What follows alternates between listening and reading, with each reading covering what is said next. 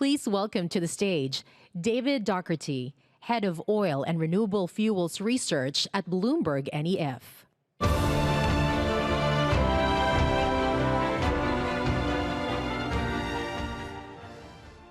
Thank you.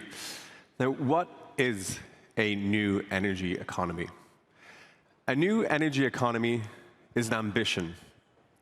In 2020, just 3% of the world's emissions fell under a net zero target.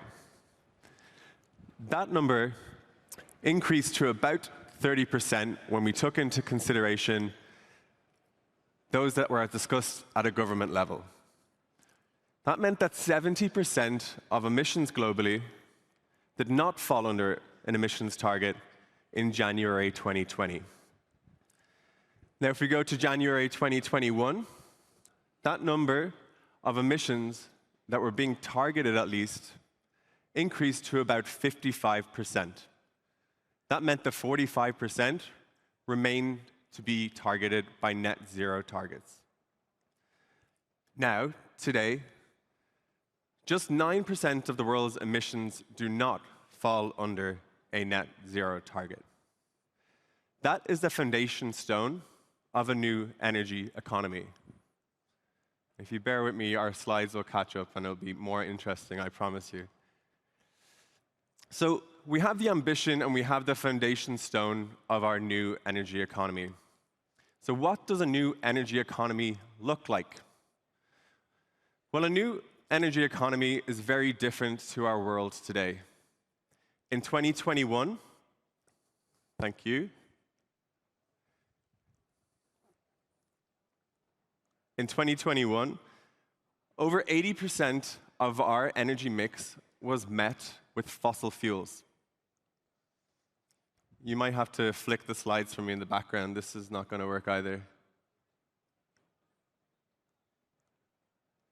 Thank you. In 2021, over 80% of our energy mix came from fossil fuels. What does a new energy or a net zero world look like? Well, we really don't know is the answer to that.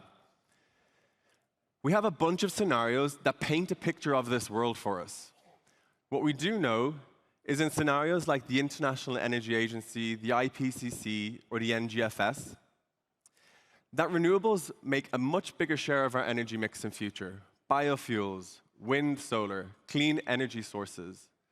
But oil and gas continue to feature in the energy mix. For example, in petrochemicals used to generate plastics, and also in abated power production. What that does is it creates competition.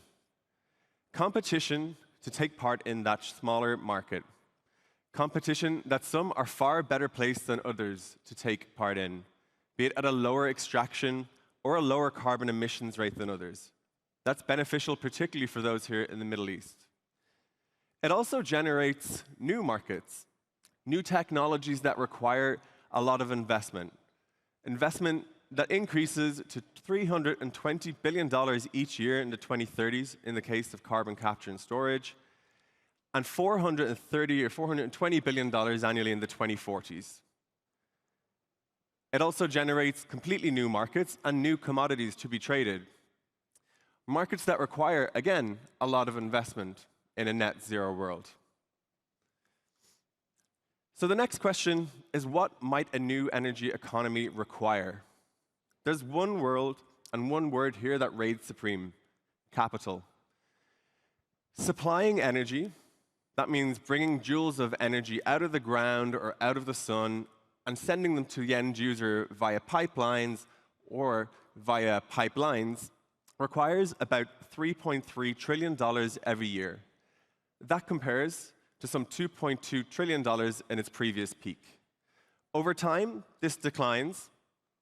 And between now and 2050, you need about $3 trillion every year in order to remain on track for a net zero world.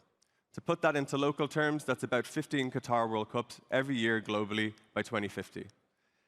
It's a very diverse opportunity, not one that is limited to solar, wind, and electricity lines. So, we know what it might look like. Can we afford a new energy economy? Yes is the answer. GDP spend, investment in energy supply as a share of GDP spend hovered at around 2% since 2005. And while it increases this decade to about 3.5%, that's about the same as the United States spends on defense each year, it still remains far lower than what is spent in most economies on healthcare, and it declines to about 1.5% by 2050. So, as you leave the Qatar Economic Forum, the question should no longer be in future can or what is a new energy economy. It should be how can we invest to take advantage of this new energy economy, and how can we do it in an equitable way. Thank you very much.